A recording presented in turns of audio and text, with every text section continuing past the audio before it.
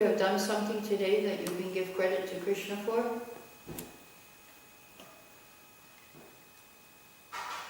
Anything? Yes. At the vegetarian Saturday, I talked with a young boy, and he was very open for Today? Yeah. Oh, good. So that We was talked to somebody about yeah, Krishna. He got a book. Oh, did you sell a book? No, I gave him. Oh, okay. Okay. You distributed a book, okay? To somebody. And when I was standing there waiting under the shade there, Mm. I was giving a book out also to a Good. girl. Okay. Anything else? You give credit to the Lord for today. We have a neighbor here who is coming and asking for our help with, like, he has a father who is sick and he wants us to help him with, getting healthy. He doesn't, not for spiritual help. Like, for help. we accept it kind of, it comes just for cultivating relationship and cultivating him. So he came a few days ago and asked for help, and then I was giving him some advice about health and like that, and now he came and said, actually it works. I don't know. He's so much better now. And, Really? yeah. So it's... Uh-oh, you're going to get a reputation as a doctor. No, but Watch out. But you can give credit to Krishna for that. yeah, no, because I don't know Yeah, it's anything. good. It's good to help your neighbors. That's really good. Yeah. It's very good. Yeah. And then they may take up spiritual activities. You can tell them, why it worked? Because we worship Krishna here. Yeah. Yeah.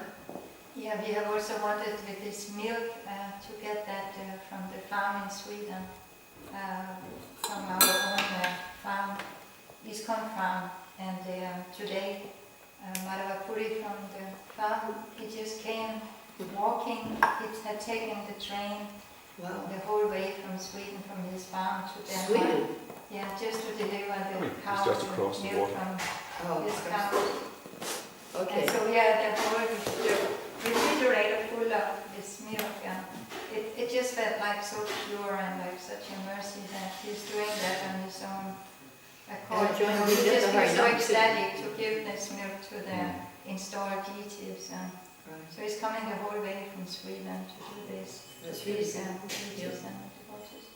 And then also today I was a little behind with everything. Everything was like, I felt a little bit like chewing gum or quicksand, like behind, but then suddenly you wanted to go on Harinam and everybody was leaving, and he also came and also jumped in the car, and then that energy from so many devotees coming together to want to do something, so it became more and more and more nice this You got sucked in.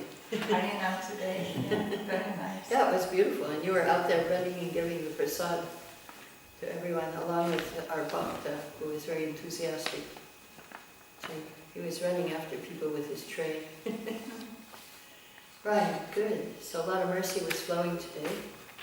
And the yajna was successful. It was raining very nicely. So the demigods are pleased, Krishna is pleased. So protection from pride. Okay.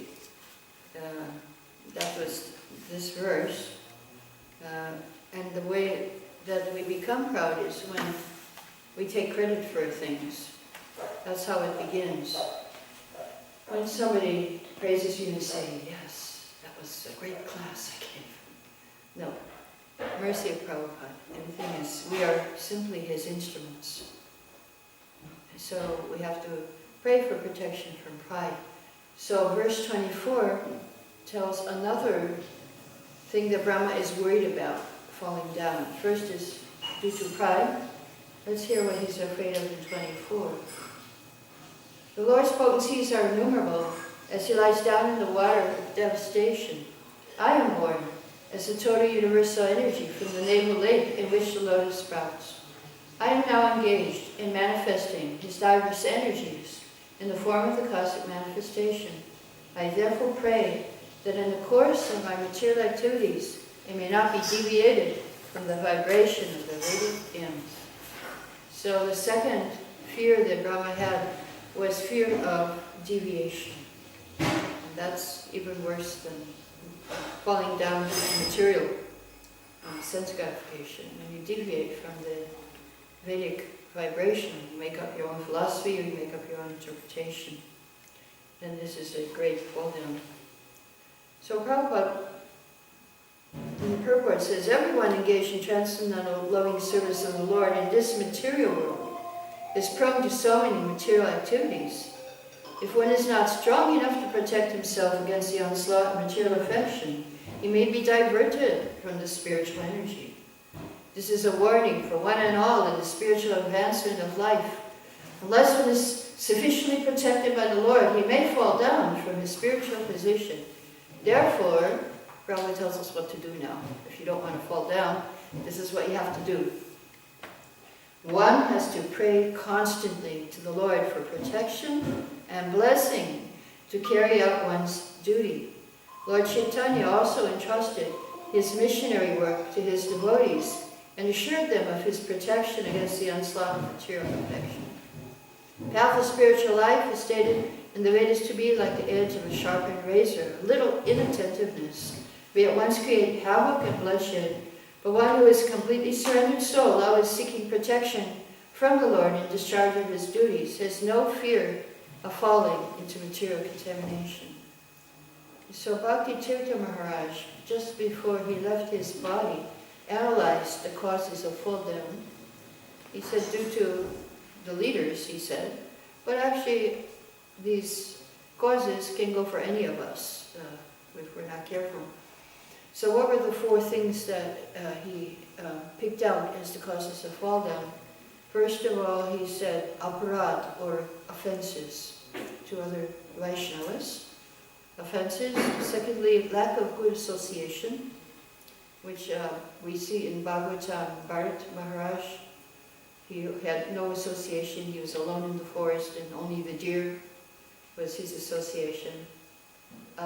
Lack of knowledge of the path of spiritual life. You may not know that you're going to go through an artha nivritti where the doubts may come up, and so many things. So aparad, lack of good association, lack of knowledge, and the fourth one I forgot right now, but maybe it will come to me. You can guess, maybe you can jog my memory. And the other something to do with sense gratification, attraction, sense gratification. Just lack of good association. Ignorance.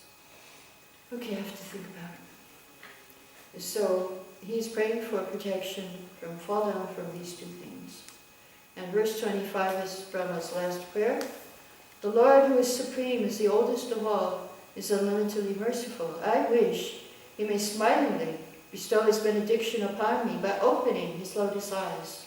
He can uplift the entire cosmic creation and remove our dejection by kindly speaking his direction. So there is, this prayer is used sometimes by pujaris in the morning when they wake up the deities. Please open your lotus eyes and show me your smiling face. So, but one interesting thing is that the word vishada is used here, and that means dejection. Brahma is depressed. Why would a devotee be depressed? Does this happen? Because he cannot do his service. He's depressed by seeing all this devastating water around him, and he's seeing the devastating water of Vishadam, depressed. And he was worried about doing his service. He was anxious about his service. So, purpose of creation is to deliver the suffering souls. He cannot do that without the universe, without them having a field of activities. So Prabhupada explains again in the purport, what is the purpose of creation? What is the goal of life? The liberated souls can join in blissful reciprocation of predominator and predominated without materially concocted ideas. The typical example of such a transcendental exchange is the Lord's Ras Leela with the gopis. The gopis are expansions of internal potency, and therefore the Lord's participation in Rasa Lila is never to be considered like the mundane relationship of man and woman. It is the highest perfectional stage of exchange of feelings between the Lord and living entities. The Lord gives the fallen souls a chance for this highest perfection of life.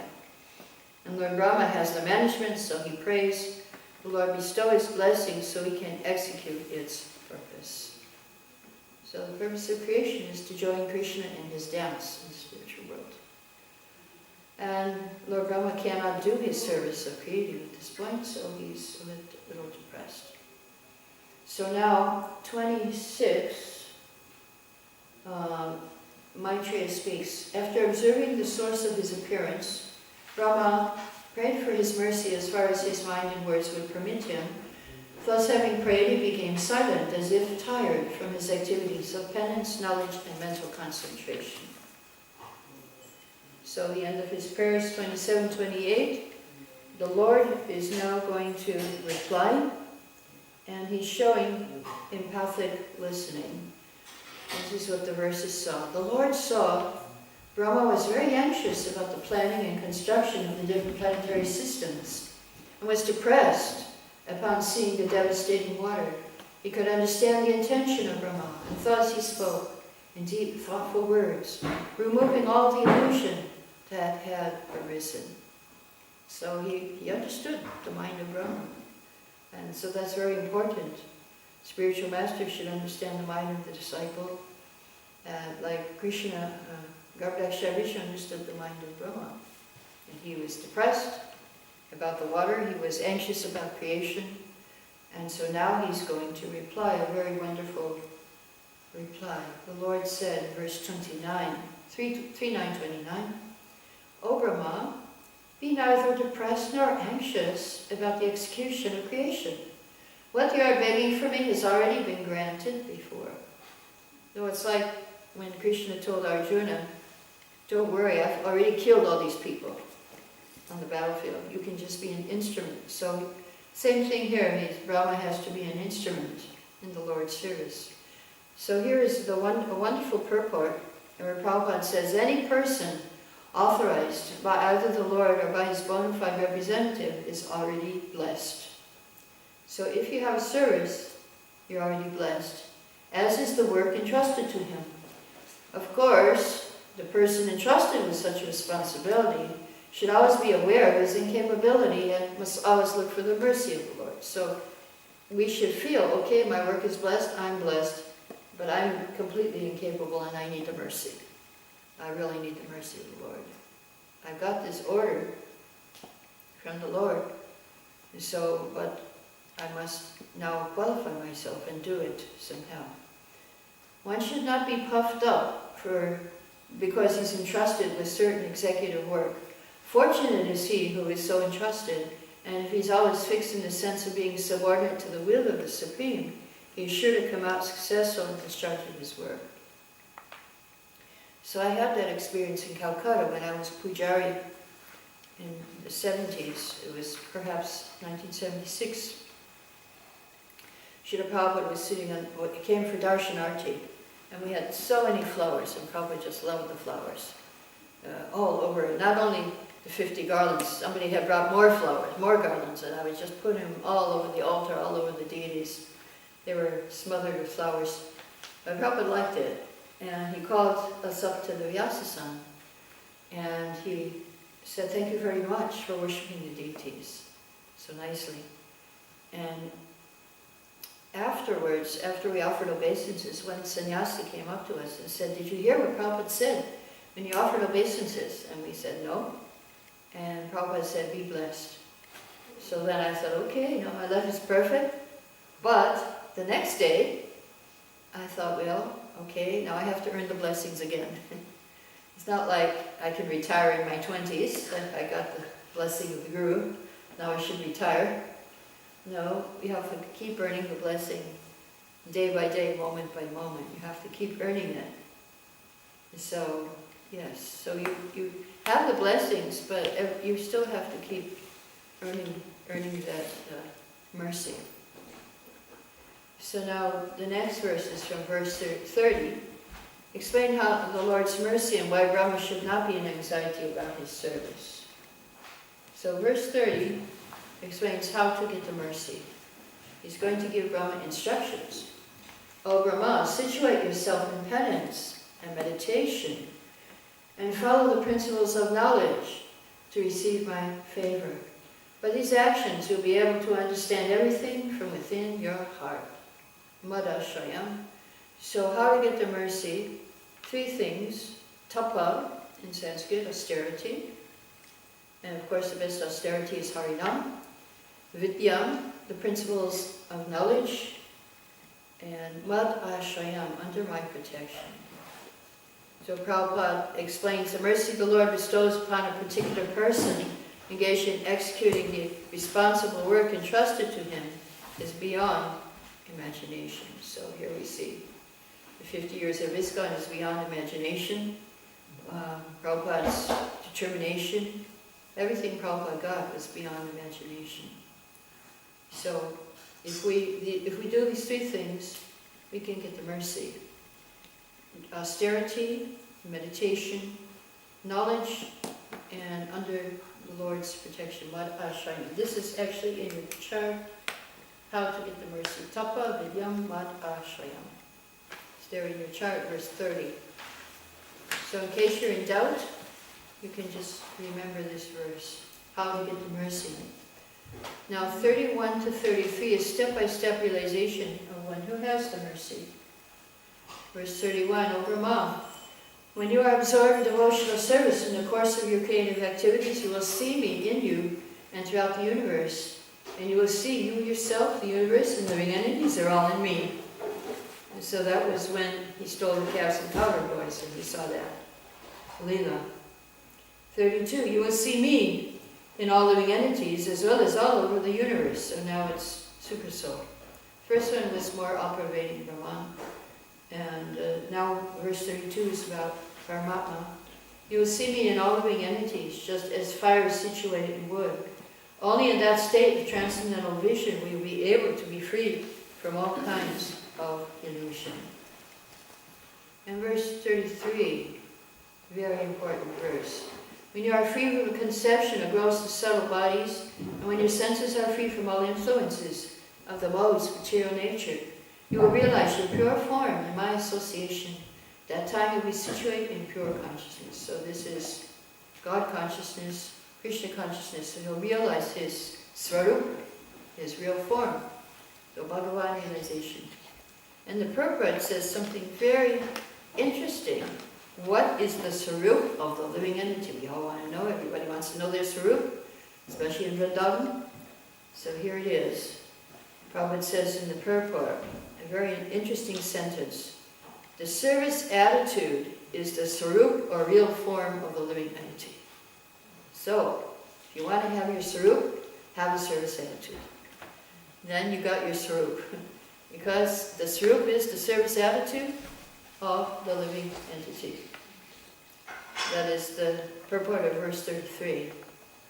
In Bhakti Samrita Sindhu it is said, a person whose only desire is to render transcendental loving service to the Lord is a free person in any condition of material existence. Then he says that service attitude is the Sarup. Jira Sarupoi Krishnir Nichidas, Lord Chaitanya says. Then he says, the Mayavada school shudders at the thought of a service attitude in living entities. Why would the impersonalists or anyone shudder at the thought of service attitude? What's wrong with having a service attitude? They hate Krishna. And they don't right, okay. They hate Krishna. They always think backwards. Yes?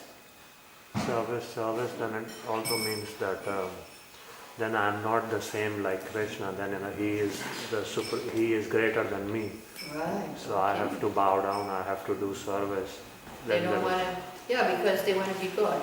They want to be God. Yeah. They want to be God. They want everyone should serve me. Why I should serve Krishna?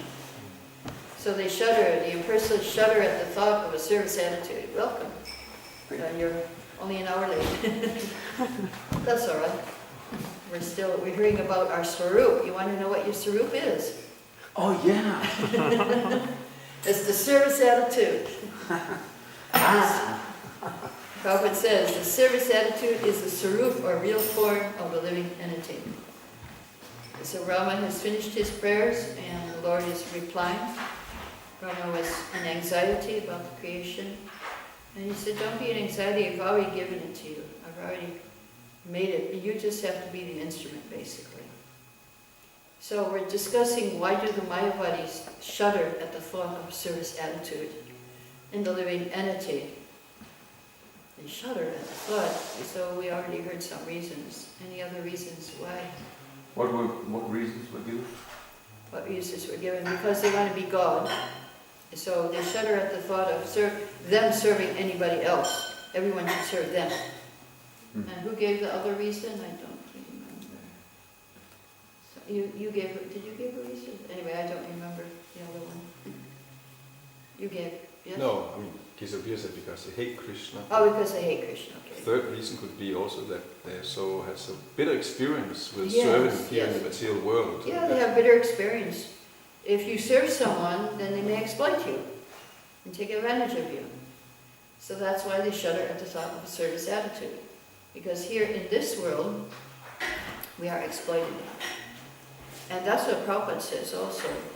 That they shudder at the thought of service because they have no knowledge of the transcendental position. In transcendental loving service, the servitor is as free as the Lord. The Lord is fully independent, the servant also fully independent. So it's due to spontaneous love, it's not forced. The service in the spiritual world is all based on love, and that's why devotees want to serve Krishna. That's why it's good to have a service attitude. And there's a competition. The devotee wants to serve Krishna, and Krishna wants to serve the devotee. And who is going to win? Krishna. Krishna.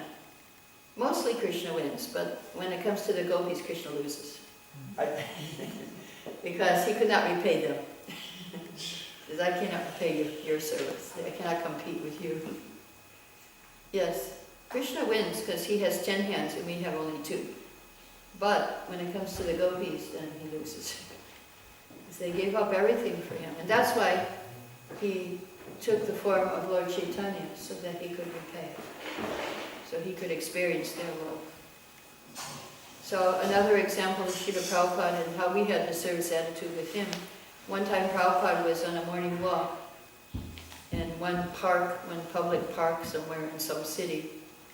And he pointed to a bunch of trees in the distance. And he said, can you bring me some small branches from that tree?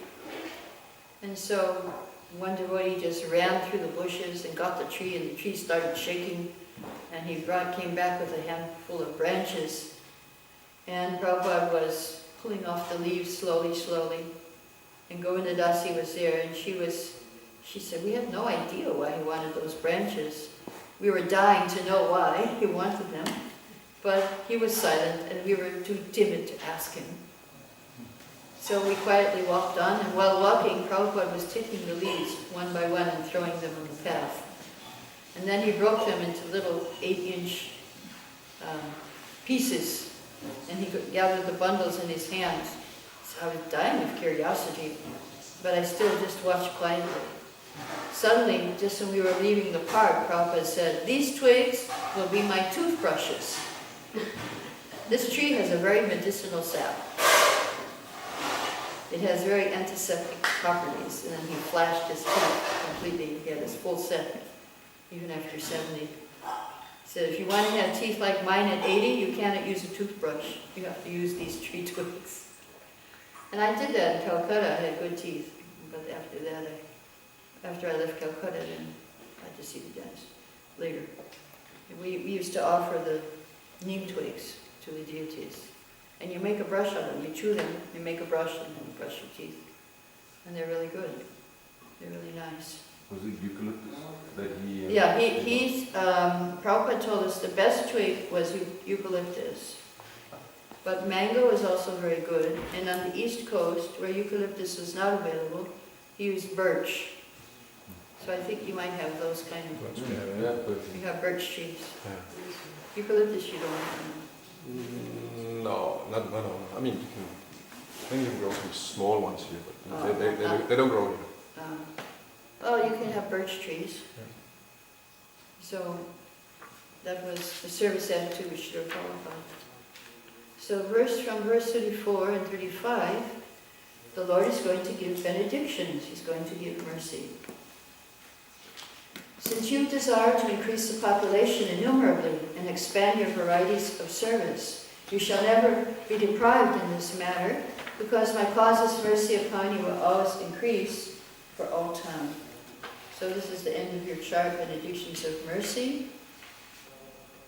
Okay, so you are the original Rishi, and because your mind is always fixed on me, even though you will be engaged in generating various children and progeny, the vicious mode of passion will never encroach upon you. So Brahma's creation is to expand the devotees. So when we expand devotees, this expansion is Krishna's mercy. So Brahma's service to increase the population is to increase the number of devotees, to make devotees, because this makes Krishna happy. Verse 37, you don't have. O Brahma, just follow this conclusion by fixed concentration of mind, and no pride will disturb you, neither in the partial nor in the final devastation. So verse 38 we do have, and we can say it together. I'll say one line, and repeat after me. Yatschakartam gamatstotram Makkatabhyutayam hitam Yadvatapasite nishtam Sa esha madanugraha.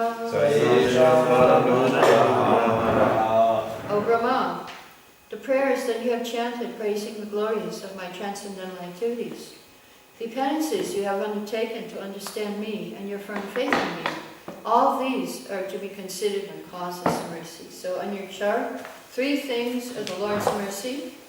So if you have any of these, then you've got the mercy. Number 1, Matstotram, Matkatabhyutayampitam, which means prayers. Matstotram is the end of your chart. Tapasi, penances, that's mentioned everywhere. How to get the mercy, and if you are doing penances, that is the mercy. And Nishta, firm faith. Sa esha madanugraha, that is my mercy. So we need to pray, we need to do austerities, generate Krishna, and we firm faith. So what is the qualification? Srila Prabhupada says in the purport, voluntary endeavor is the only qualification for spiritual perfection. Voluntary endeavor. That is, if you want the mercy, you have to try for it. You can't sit and expect it's going to fall on your head. Arjuna did not sit on the chariot and wait. He did his duty and fought. Good. So these are the benedictions. All desires will be fulfilled if you do this. And I'll just say one more thing about Srila Prabhupada and his mercy. And this time we'll have a different insect that Prabhupada will give mercy to. This was again at the beach house. Govindadasi was there. She was sleeping on the floor in the kitchen, and bed bugs were biting her. She'd wake up in the morning with red bites all over her cheeks. She said then she tried to put her feet to the wall, and then her feet would have red marks all over them. So Swamiji asked how we were doing, and he saw the red marks on her face, and she said, I explained, these bugs are biting me. He laughed and he said, pointing to his window, yes, they also